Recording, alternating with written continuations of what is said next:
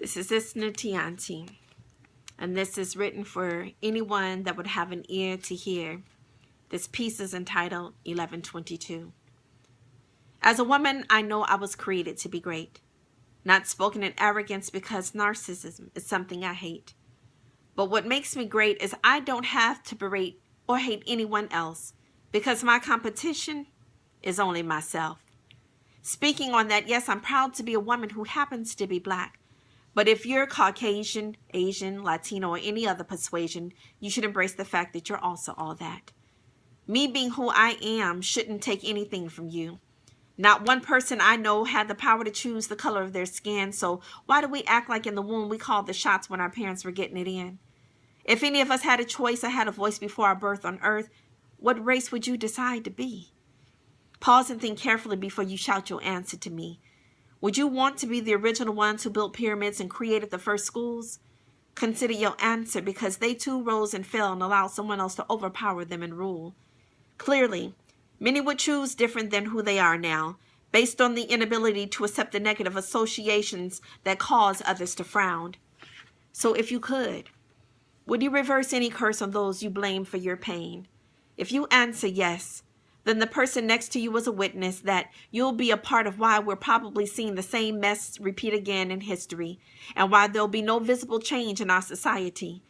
I know I am tired of desiring to be free, but everybody keeps saying the answer is we need to live separately, when most of us won't even live with our own blood-related family.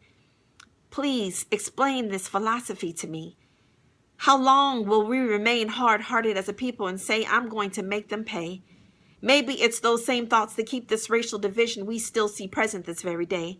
Going tit for tat. Y'all did this and they'll say, well, y'all did that. Sounding more like cat in a hat. Instead of intellectually figuring a solution, we want to keep going over the same problems instead of finding resolutions.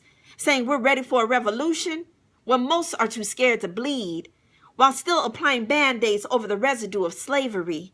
Whites as well as blacks and every nationality in between considers themselves supreme. We stand guilty as charged. Everybody dying to get rich, trying to live large.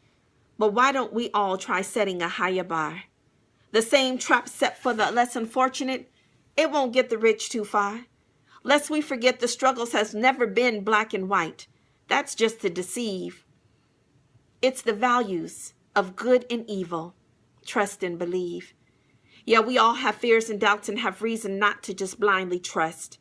But all this hate with no love is swiftly killing us. We've proven race really has no face when there's a major catastrophe. It's been proven time and time again we can work collectively. Maybe that's the significance of after the flood, the rainbow hues that appear after every stormy weather. And why God promised to never destroy by flood again, because all hues came and worked together. Either we find a way to work hand in hand, or destruction again will come upon this land, flooded with blood and hate that will end this world by the evil hearts of man. The truth of the matter is, we're all in this together, whether we like it or not. Blacks aren't going back to Africa for one reason only, because it's too damn hot. Whites aren't going back to Europe because it ain't enough sun, and they are not giving up their tanning in the winter for no one. And natives to America aren't going back to Mexico or anywhere because America is their indigenous home. That's why their population has quadrupled and grown. Listen, people, there will never be an all-African, Caucasian, Asian, or Latino nation. So we may as well turn this PlayStation game into a fair game in which everyone can survive and play. Either we are going to make it work while we can, starting now, because forcing anyone to a corner, ain't nobody going back down.